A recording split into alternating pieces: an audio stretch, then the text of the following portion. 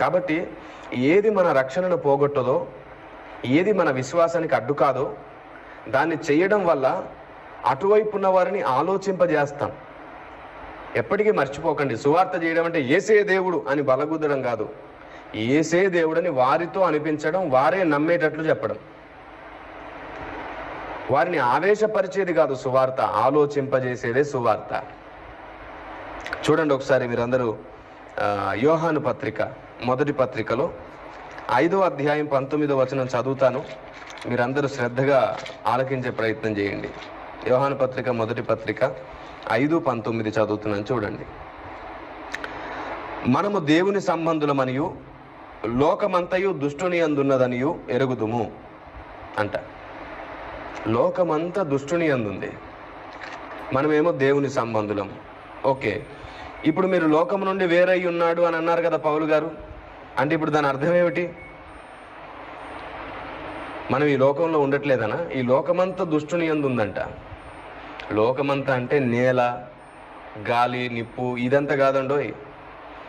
లోకంలో ఉన్నటువంటి మానవ జాతి ఆలోచన విధానం, వారి సాంప్రదాయాలు, వారి ఆచారాలన్నీ దుష్టుని యందు ఉన్నది అని అర్థం.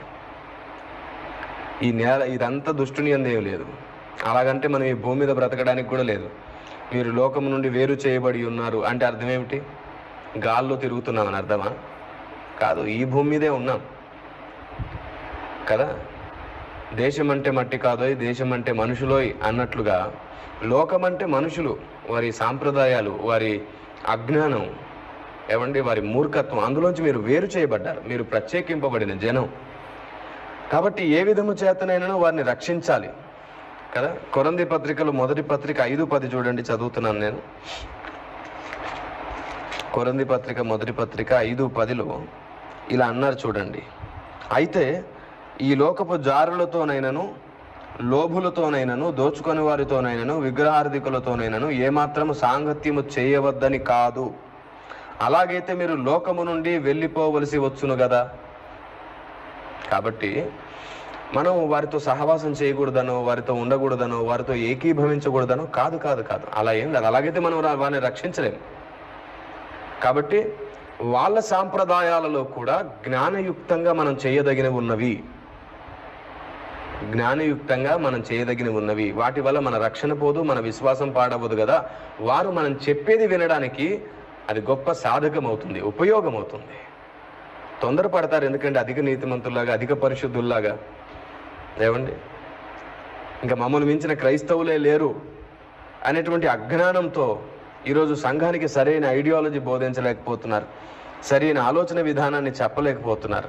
చూడండి యోహాను సువార్తలో 15:19లో కదా ఆ మాట ఉంది, చదువుతున్నాను, గమనించండి.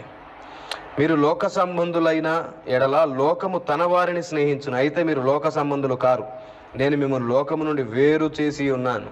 అంటే ఇక మనం వారితో సహవాసం చేయకూడదని అర్థమా? కాదు. అలాంటి ఆలోచన ఎప్పుడు పెట్టుకోకండి. మనం లోకంతో సుబుద్ధి కలిగి నడుచుకోవాలి. తీతు పత్రిక 2:13 చదువుతున్నాను, గమనించండి ఒకసారి. తీతుకు రాసిన పత్రిక 2వ అధ్యాయము 13వ మాట చదువుతున్నాను.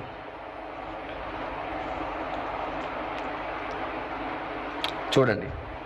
అనగా మన మహాదేవుడును మన రక్షకుడైన యేసుక్రీస్తు మహిమ యొక్క ప్రత్యక్షత కొరకు ఎదురు చూచుచు ఈ లోకంలో స్వస్థ బుద్ధితోనూ నీతితోనూ భక్తితోనూ బ్రతుకుచుండవలనని మనకు బోధించుచున్నది. అర్థమైందా? ఆయన రాకడ ఈ భూమి మీదకి వచ్చేంత వరకు మనం స్వస్థ బుద్ధితో, నీతితో, భక్తితో బ్రతకాలి. తెలివి తక్కువ ఆలోచనతో కాదు, ఆవేశంతో కాదు. ఏసే దేవుడు ఇంకొకరు దేవుడు కాదని నువ్వు మాట్లాడితే ఎవరు నీ సువార్త వినరు. అసలు దేవుడు ఎవరు, దేవుని ఆలోచన ఏమిటి, దేవుని వ్యక్తిత్వం ఏమిటి, దేవుడు స్త్రీయా పురుషుడా, దేవుడు అంటే ఎలా ఉంటాడు, అలా దేవుని వ్యక్తిత్వాన్ని, గుణగణాలను పరిచయం చేస్తూ వారిని దేవుడంటే ఏమిటో ఆలోచింపజేయాలి, వారిలో ఆలోచనలు రేకెత్తించాలి. అదే సువార్త. మీకు విషయం చెప్పిన, సువార్త చెప్పడం అంటే యేసు దేవుడని నువ్వు చెప్పడం కాదు. సువార్త చెప్పడం అంటే అసలు దేవుడు ఎవరు, నిజ దేవుని వ్యక్తిత్వం ఏమిటి, నిజ దేవుని లక్షణాలు ఏమిటి, నిజ దేవుని ఆలోచన ఏమిటో చెప్పడం సువార్త. ఆ లక్షణాలన్నీ నాకు యేసులో కనబడ్డాయి అని చివరిలో చెప్పండి. మరి ఈ లక్షణాలన్నీ మీరు ఒప్పుకున్నారు కదా నిజమేనని. మీరు ఆరాధిస్తున్న వారిలో ఎవరైనా ఈ లక్షణాలతో ఉంటే నాకు చెప్పండి. ఇంకా చాలు. ఆ ఒక్క చిన్న ఆలోచన వారిని ఆలోచింపజేస్తూ ఉంటుండగా పరిశుద్ధాత్మ దేవుడు వారిని రక్షణలోనికి నడిపిస్తాడు.